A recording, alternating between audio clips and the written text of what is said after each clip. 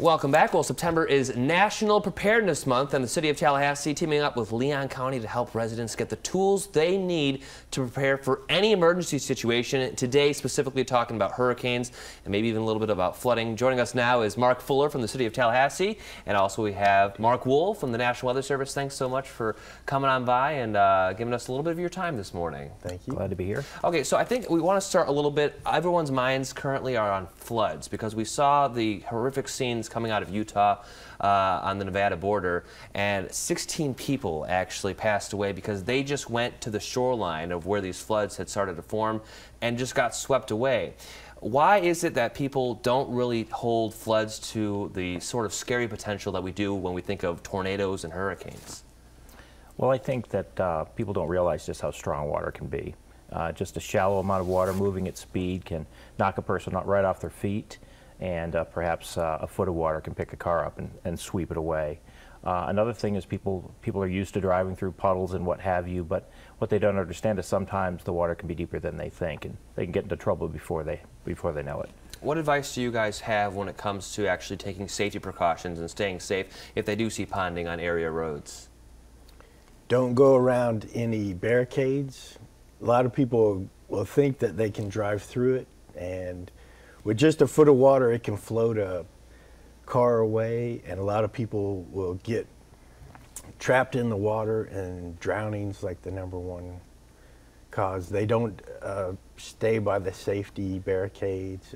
And we have a cute little slogan called "Turn around, don't drown." Simple enough to remember for sure. It just comes to the point, if you can't see the bottom of the water, if you can't see the roadway, sometimes the roads can give out. Sometimes you don't know how deep that water is. It can be a dangerous situation for sure. And of course, here in the Big Bend in South Georgia, we know our fair share of flooding. We get a lot of rainfall, one of the wettest parts of the country for sure.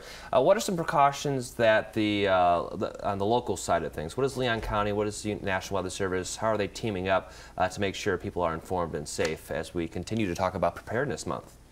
There's certain things we give sandbags out that people need to monitor the weather reports so they can be prepared and get sandbags and just have some kind of plan, evacuation plan.